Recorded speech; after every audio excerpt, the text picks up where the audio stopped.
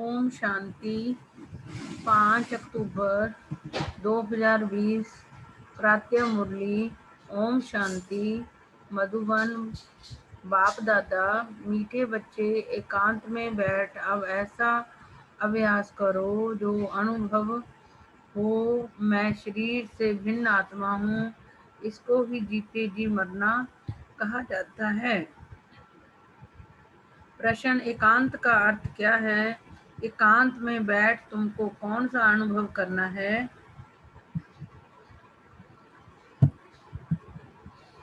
उत्तर, एकांत का अर्थ है एक की याद में इस शरीर का अंत हो, अर्थात एकांत में बैठ ऐसा अनुभव करो कि मैं आत्मा इस शरीर चमड़ी को छोड़ बाप के पास जाती हूँ। कोई भी याद ना रहे, बैठे बैठे अशरीरी हो जाओ, जैसे कि हम इस शरीर से मर गए, बस हम आत्मा हैं, शिव बाबा के बच्चे हैं।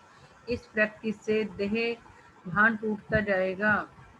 ओम शांति। बच्चों को बाप पहले पहले समझाते हैं कि मीठे मीठे बच्चों, जब जहाँ बैठते हो तो अपने को आत्मा समझ बाप को याद करते रहो और कोई तरफ बुद्धि नहीं जानी चाहिए। यह तुम बच्चे जानते हो, हम आत्मा हैं, पाठ हम आत्मा बजाती हैं। इस शरीर द्वारा आत्मा अविनाशी, शरीर विनाशी है। तो तुम बच्चों को देही अभिमानी वन बाप की याद में रहना है। हम आत्मा हैं, चाहे तो इन ऑर्गन्स से काम लेवें व ना लेवें, अपने को शरीर से अलग समझना चाहिए। बाप कहते हैं अपने को आत्मा समझो, देह को भूलते जाओ। हम आत्मा इंडिपेंडेंट हैं, हमको सिवाय एक बाप के और कोई को याद नहीं करना है। जीते जी मौत की अवस्था में रहना है।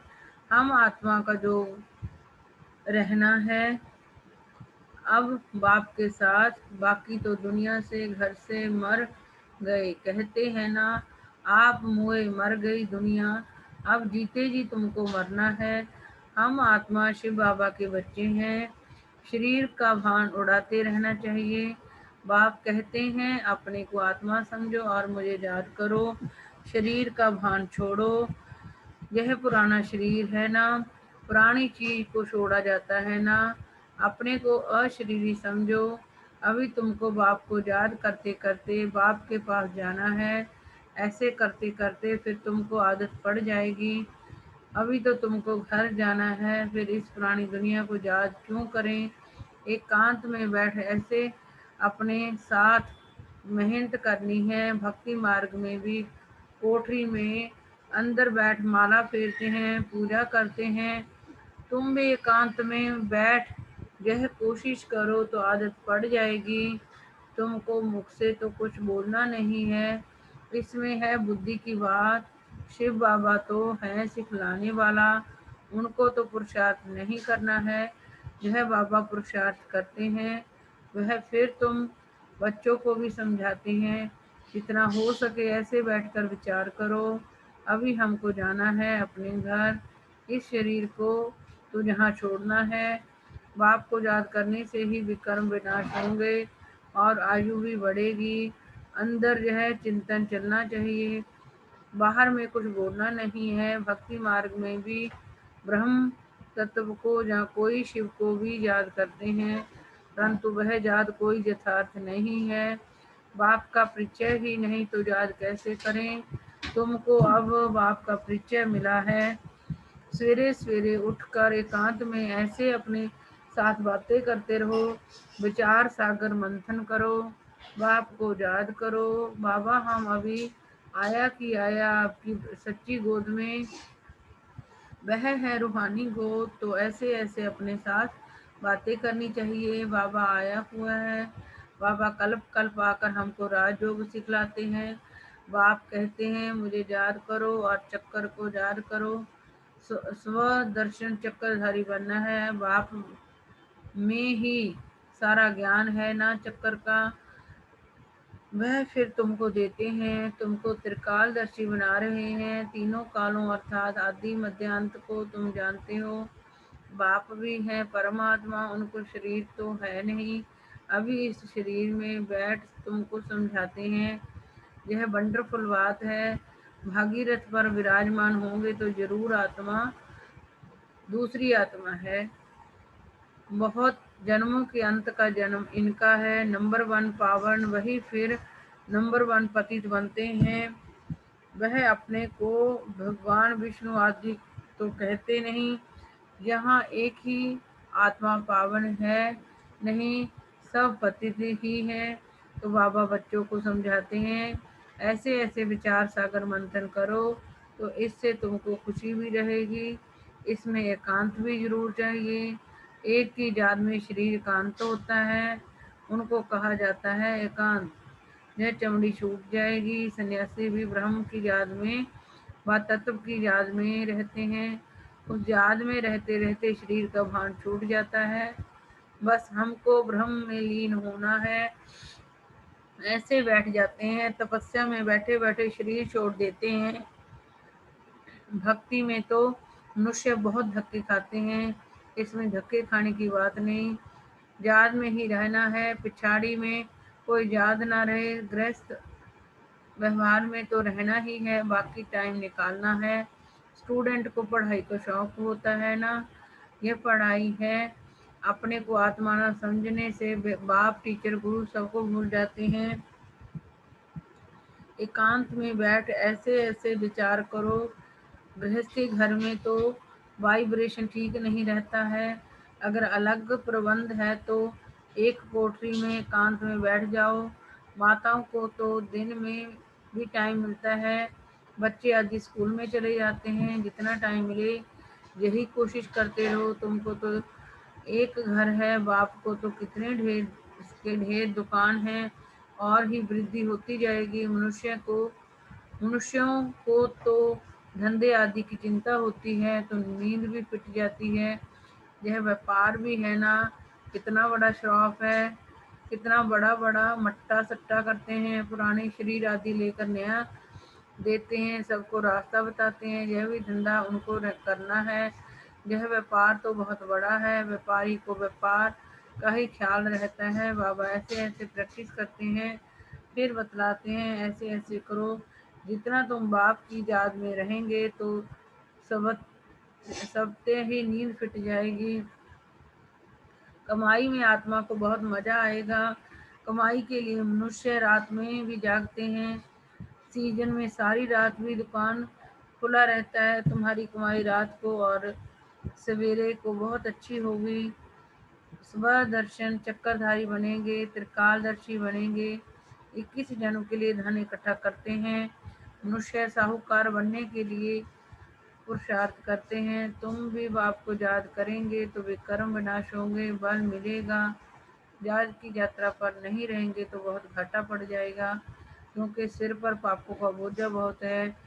अब जमा करना है, एक को याद करना है और त्रिकालदर्शी बनना है। यह अविनाशी धन आधा कल्प के लिए इकट्ठा करना है। यह तो बहुत वैल्यूएबल है। विचार सागर मंथन कर रतन निकालनी है। बाबा जैसे खुद करते हैं, बच्चों को भी जुक्ति बतलाते हैं। कहते हैं बाबा माया के तूफान बहुत आते हैं। बाबा कहते हैं जितना हो सके अपनी कमाई करनी है, यही काम आनी है। एकांत में बैठ बाप को याद करना है। फुर्सत है तो सर्विस में मंदिरों आदि में बहुत कर सकते हो। बैच जरूर लगा रहे। सब समझ जाएंगे यह रूहानी मिलिट्री है। तुम लिखते भी हो, हम स्वर्ग की स्थापना कर रहे हैं। आदि सनातन देवी देवता धर्म था, अब नहीं है, जो फिर स्थापन करते हैं। यह लक्ष्मी नारायण एम ऑब्जेक्ट है ना।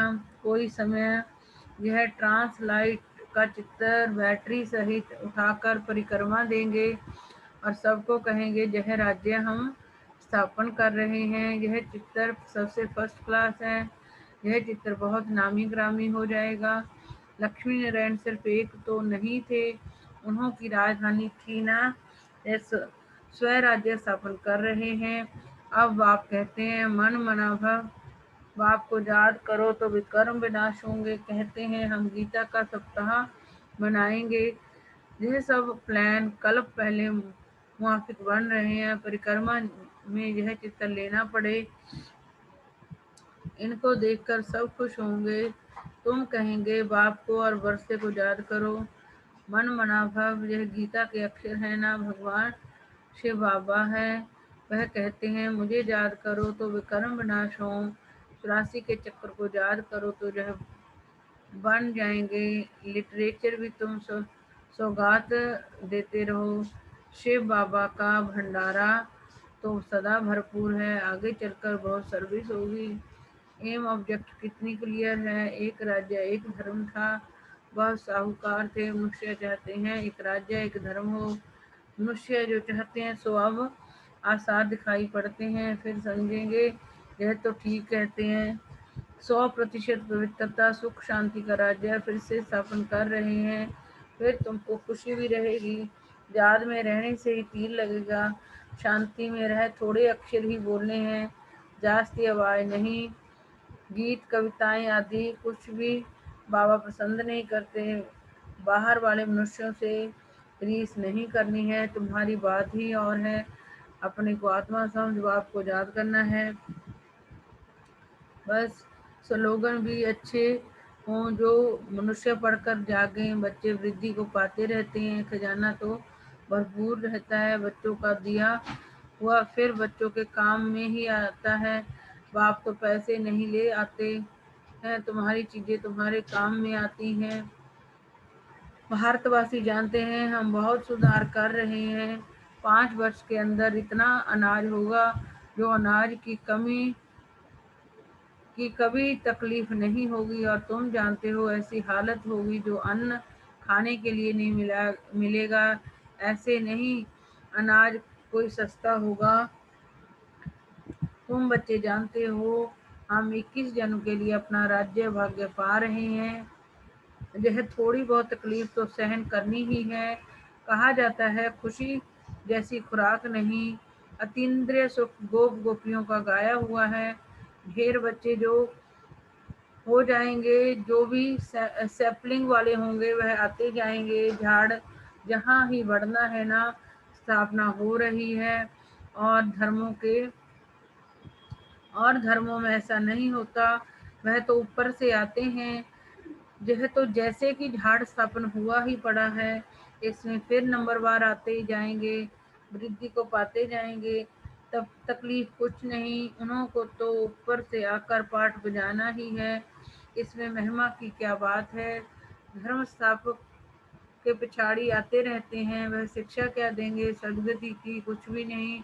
यहाँ तो बाप भविष्य देवी देवता धर्म की स्थापना कर रहे हैं। संगम युग पर नया सैपलिंग लगाते हैं ना, पहले पौधों को गमले में लगाकर फिर नीचे लगा देते हैं, वृद्धि होती जाती है। तुम भी अब पौधा लगा रहे हो, फिर सतयुग में वृद्धि को पाए राज्य भाग्य पाएंगे। तुम नई दुनिया की स्थापना कर रहे हो। मनुष्य समझते हैं अर्जुन कलयुग में बहुत वर्ष पड़े हैं, क्योंकि शास्त्रों में लाखों वर्ष लिख दिए हैं। समझते हैं कलयुग में अभी 40,000 वर्ष पड़े हैं, फिर वाप आकर नई दुनिया बनाएंगे। कई समझते हैं यह वही महाभारत लड़ाई है। गीता का भगवान भी जरूर होगा, तुम बतलाते हो कृष्ण तो था नहीं। बाप ने समझाया है कृष्ण तो 84 जन्म लेते हैं, एक फीचर्स ना मिले दूसरे से तो यहाँ फिर कृष्ण कैसे आएंगे। कोई भी इन बातों पर विचार नहीं करते हैं। तुम समझते हो कृष्ण स्वर्ग का प्रिंस, वह फिर द्वापर में कहाँ से आएगा। इस लक्ष्मी नारायण के चित्र को देखने से ही समझ में आ जाता है शिव बाबा यह वर्षा दे रहे हैं। सतयुग की स्थापना करने वाला बाबा ही है। यह गोला झाड़ आदि के चित्र कम थोड़े ही हैं। एक दिन तुम्हारे पास यह सब चित्र ट्रांसलाइट के बन जाएंगे, फिर सब कहेंगे हमको ऐसे चित्र ही चाहिए। इन चित्रों से फिर विहंग मार्ग की सर्विस हो जाएगी। तुम्हारे पास बच्चे इतने आएंगे जो फुर्सत नहीं रहेगी, ढेर आएंगे, बहुत खुशी होगी। दिन प्रतिदिन तुम्हारा फोर्स बढ़ता जाएगा। ड्रामानुसार जो फूल बनने वाले होंगे उनको टच होगा। तुम बच्चों को ऐसे नहीं करना पड़ेगा कि बाबा इनकी बुद्धि को टच करो। टच कोई बाबा थोड़े ही करते हैं, समय पर आपे ही टच होगा। बाप तो रास्ता बताएंगे ना। बहुत बच्चियां लिखती हैं, हमारे पति की बुद्धि को टच करो। ऐसे सबकी बुद्धि को टच करेंगे फिर तो सब स्वर्ग में इकट्ठे हो जाएंगे। पढ़ाई की ही मेहनत है, तुम खुदाई खिदमतगार होना। सच्ची सच्ची बात बाबा पहले से ही बता देते हैं, क्या क्या करना है। ऐसे चित्र ले जाने पड़ेंगे, सीढ़ी का भी ले जाना पड़े। ड्रामानुसार स्थापना तो होनी ही है। बाबा सर्विस के लिए जो डायरेक्शन देते हैं उस पर ध्यान देना है। बाबा कहते हैं बैजेस किस्म किस्म के लाखों बनाओ। ट्रेन की टिकट लेकर 100 माइल तक सर्विस करके आओ। एक डिब्बे में, दूसरे में, फिर तीसरे में। बहुत सहज है, बच्चों को सर्विस का शौक रहना चाहिए। अच्छा मीठे मीठे सिकिल दे बच्चों प्रति माता पिता बाप दादा का जार प्यार और गुड मॉर्निंग। रूहानी बाप की रूहानी बच्चों को नमस्ते। धारणा के लिए मुख्य सार, विचार सागर मंथन कर अच्छे अच्छे रतन निकालने हैं।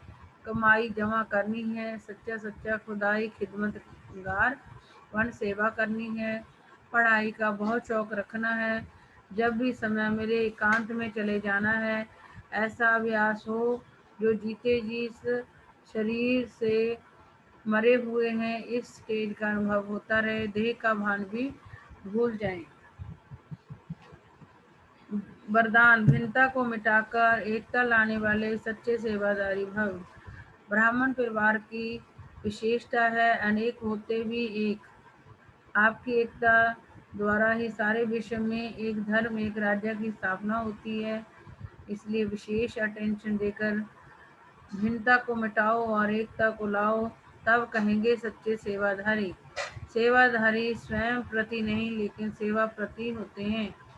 स्वयं का सब कुछ सेवा प्रति स्वाहा करते हैं। जैसे साकार बाप ने सेवा में हड्डियां भी स्वाहा की, ऐसे आपकी हर कर्मेंद्रिय द्वारा सेवा होती रहे। स्लोगन, परमात्म प्यार में खो जाओ तो दुखों की दुनिया भूल जाएगी। ओम शांति।